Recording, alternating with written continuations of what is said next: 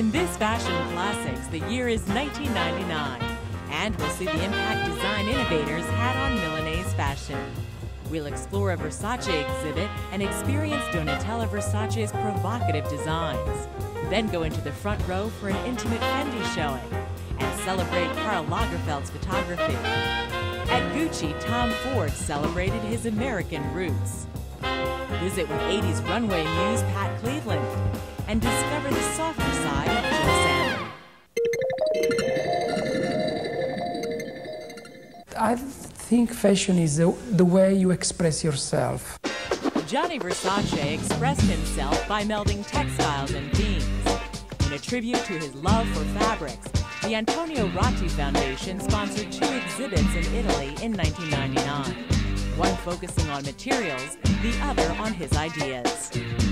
Como really owed this exhibition to Gianni Versace because Gianni began to make his own fashion in 1979, and he began here. And Ratti was the first who produced printed textiles for him.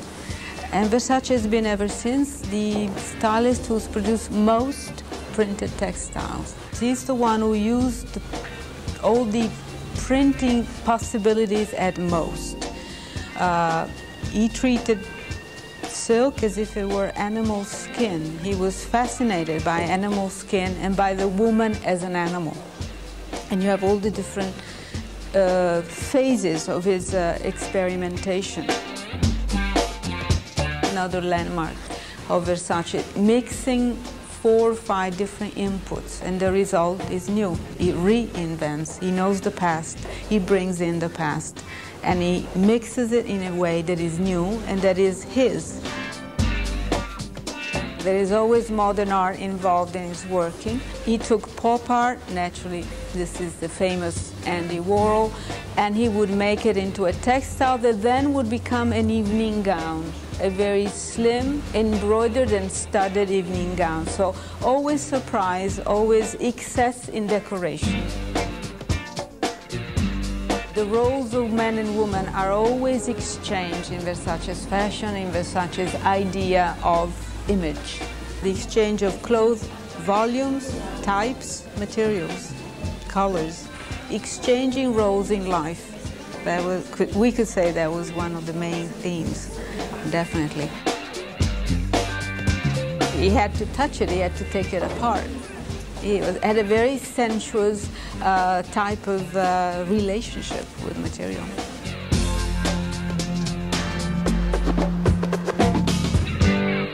At Como's Villa Olmo, Chiara Boos and Richard Martin of the Metropolitan Museum of Art simultaneously staged an exhibit focusing on Versace's use of themes. 120 creations exemplified Versace's love for combining landmarks, art, history, and dreams into his world.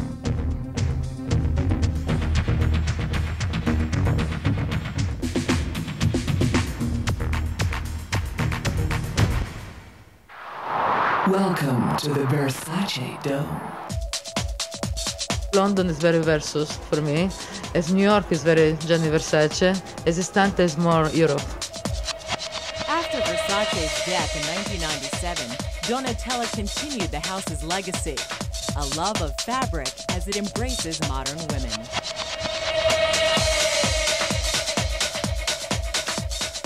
Nobody does what Donatella does. It was charming, so feminine, so seductive. I just loved it. It was great. It was great. Fun, sexy, spectacular. Very Versace. And shining. It was so sexy and beautiful and feminine and strong. The girls had great attitude. The music was great. It was just a great show.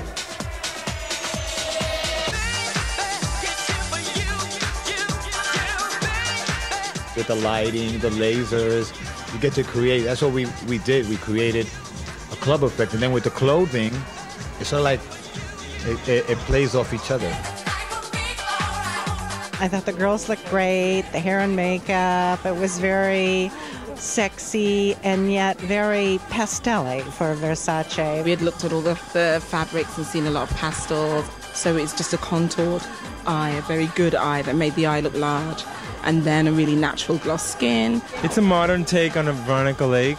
It's sexy over one eye with a wave, but then the rest of it is stick straight. The inspiration of this collection was first a book of Bruce Weber called Rio de Janeiro, and then the inspiration is about life in general. It's about women who like to dare, who like to play with clothes more than before. There's a big comeback of prints in this collection. The prints are, some are computerized, geometric, and some are floral prints mixed up together.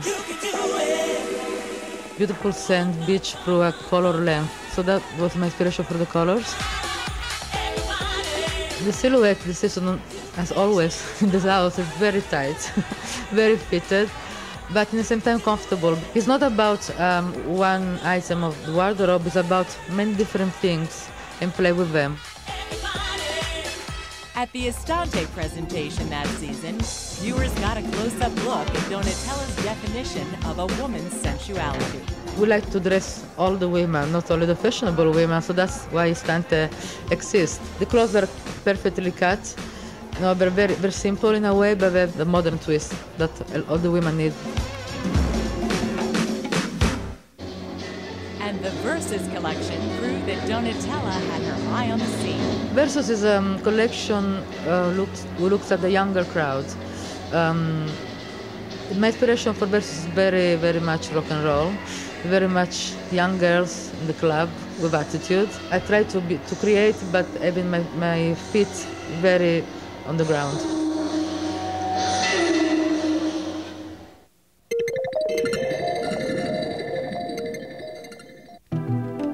The House of Fendi found a new Milan home in 1999 in a renovated 1950s car garage. Moving forward, the space is to be used as a showroom and creative center. L'architettura ci ha fatto impazzire perché è anni 50 e queste arcate non ci sono più perché è stato tutto a Milano molto restaurato e non esistono più così. I think it's very important in Milan that a house such as Fendi has a space in Milan, which is the capital of Italian fashion, where they can entertain, produce, have a production, have fashion shows. It's like a center. To christen its opening, they held a dinner and photography exhibit entitled Faces and Houses by Fendi's designer Karl Lagerfeld.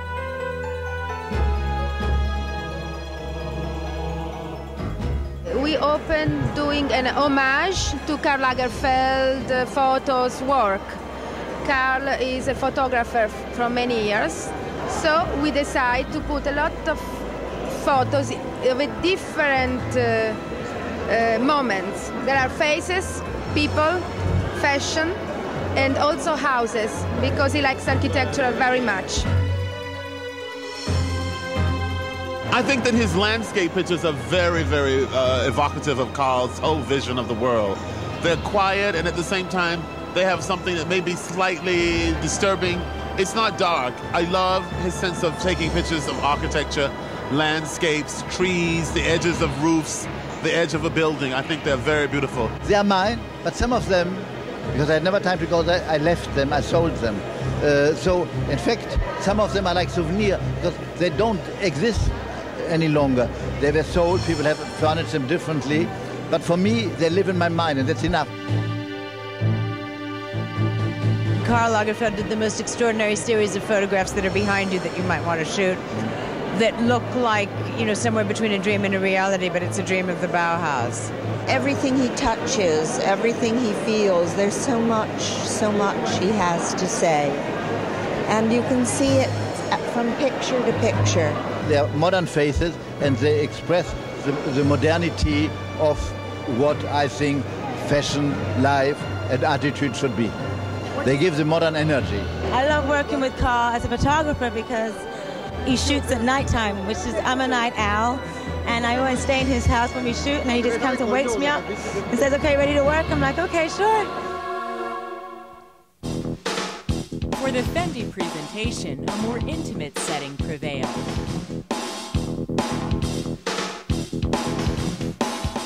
The Fendi show today was it was a real fun show. You could see that he was having fun in a sense that he was playing with all new materials, colors, optic effects, effects in all kinds of different shapes, and it had a very up spirit.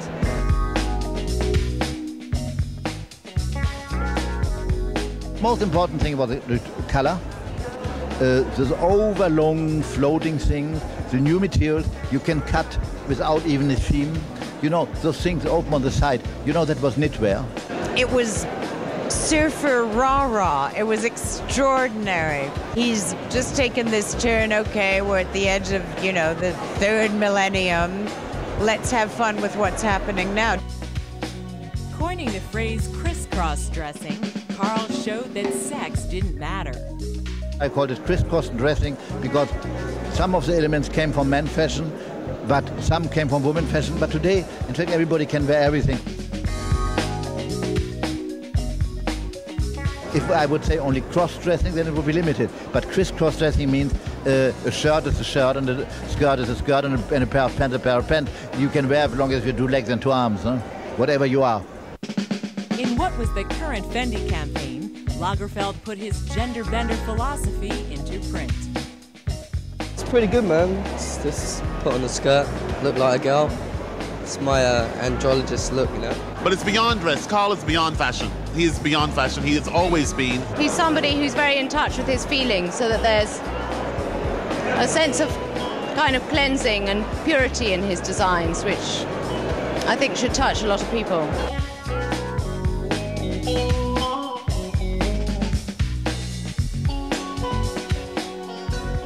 What I like to do is collecting, doing collection, building houses, making houses, but I don't like to own. You know, that's why fashion is perfect for me, because you make a collection, make another collection. I'm not an owner, I'm a collector.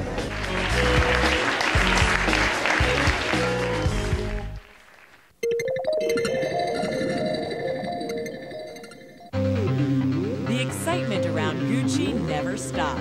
For 1999, it was a sleek new Gucci boutique, designed by Tom Ford and interior architect William Sofield. Gucci diehards had no fear. You can run right into Gucci and you get the look. And it's like putting on makeup. It just lifts you up and out of the reality into glamour. Glamour was just the beginning. With eclectic inspirations, designer Tom Ford delivered a collection that caused the most noise in Milan. The show was one of the greatest pieces of choreography and timing that I have seen, and captured a spirit that took you back to a kind of hippie whose chic is astounding. I know Tom Ford calls it Las Vegas hippie, and it does have that slick, glamorous, it's not flower children living in the fields hippie. It was Las Vegas, it was India, it was American Indian, it was African beating, it was a little bit of London, it was a little bit of Paris chic with little bags, it was a little bit of motorcycle, and that's really the message, was this mix of things, you know, a real mix and not just one thing. And they're just filled with energy. It was California meets Africa meets, you know, hippie meets Cher meets whatever, but it was really, really, really lovely and just positive and happy. There was leather fringe, there was beaded fringe. Someone just told me, fringe, it's so American, and I thought, I never thought about that. I wanted this season really to just be fun. You know, I think sometimes fashion becomes over-cerebral and we think a little bit too much about what we're putting on and what it means. Gucci was exciting and sexy and colorful, and just the clothes you're going to want to wear. Beautiful beaded shoes, fantastic floral dresses, things you just pull on and you go out and you know you look good. The whole styling element of it was impeccable. It brings you into a new kind of hippie. It's not the one that we have revisited in the past few years where there's a bit of abandon and a bit of not caring too much. This is very, very impeccably styled. This is very deliberate.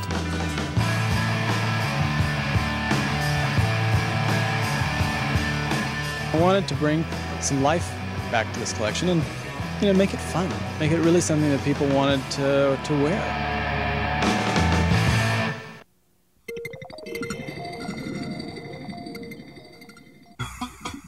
A nonchalant attitude backstage set the tone for Miu Miu's urban chic spirit. The idea behind the hair was to actually do something that was really messy, really textured, and for it to look set in an unstructured way. It's just very, very extremely simple. Wanted to try and do like a kind of a new natural. So that's what we were aiming for. One line in the eye crease and some gel that we use on the cheeks. So it's just really fresh, really young, and really, catchy. Miuccia Prada's frivolous functionality prevailed, mixing uniform essentials with schoolgirl charm for spring 1999. The idea was about contemporary dressing, and I really liked the idea to do something really spontaneous and naive and kind of normal. But now, and with some frills, some fun.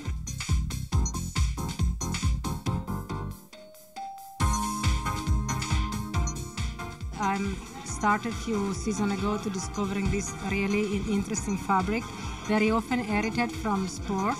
These are for sports purpose, are very complicated material, but they look so beautiful, at least I like it.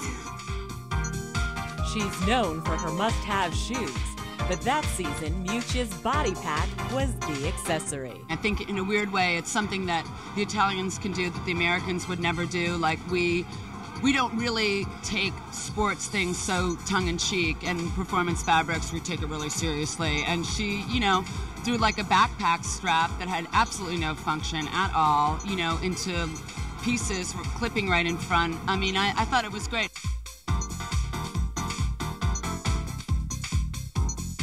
You think Miuccia Prada must have gotten kicked out of the Girl Scouts or something, because she was sort of taking all these things and using them in these absurd ways, kind of very much thumbing her nose at the seriousness that people take in terms of uniforms and, once again, sports kind of influences.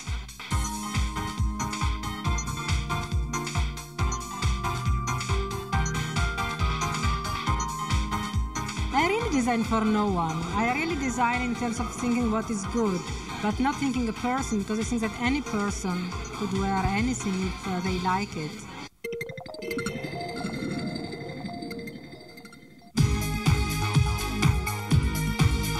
Pat Cleveland is a legend. Pat was just genius. She could make those clothes come alive. She was the model who did the Masked Runway. She was like a chameleon in the clothes. She had her own style. Models certainly were more interesting 20 years ago.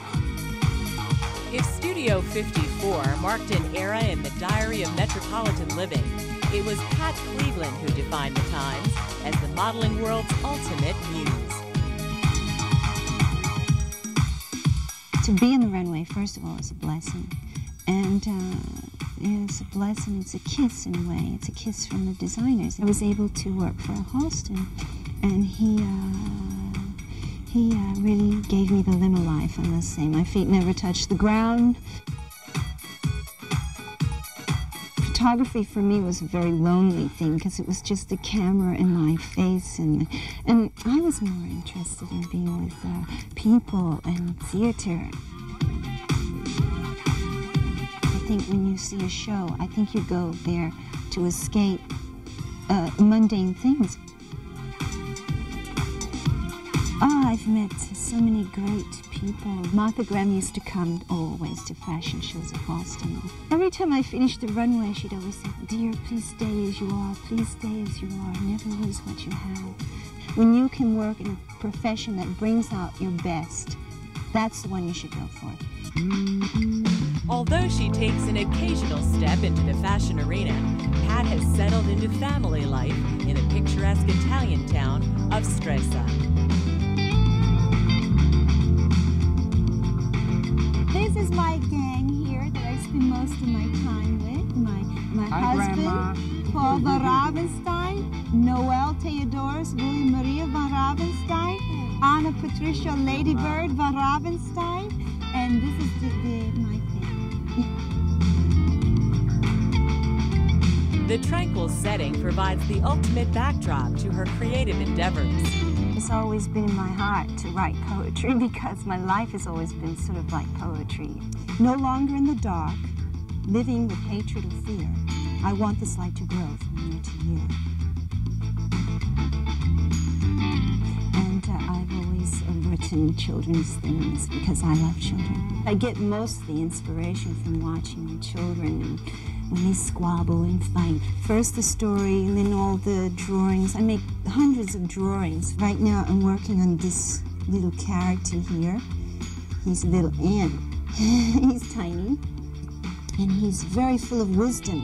He gives the child a way to see that you can be kind, and you can be a big person even if you're tiny as an ant. It's been a great growing experience for me being here in Italy. Before I was gathering experience and seeing the world and understanding people.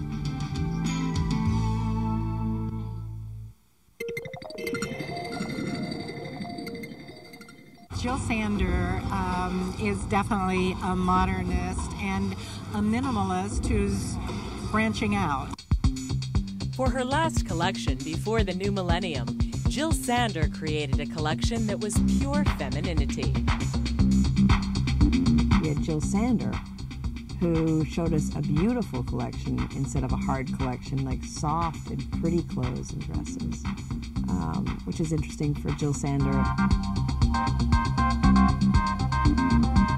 Jill Sander is the most beautiful liquid languid dresses.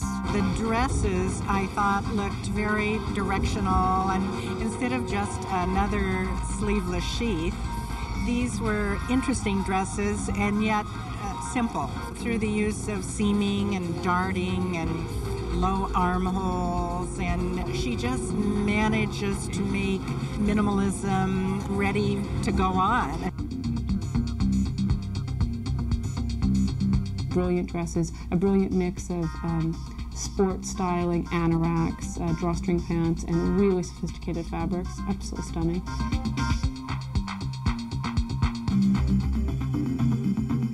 Jill Sander was at her best, I thought. Jill Sander is developing this extraordinary finesse of cutting and technique, which is extremely futuristic, but also at the same time very delicate and very wearable.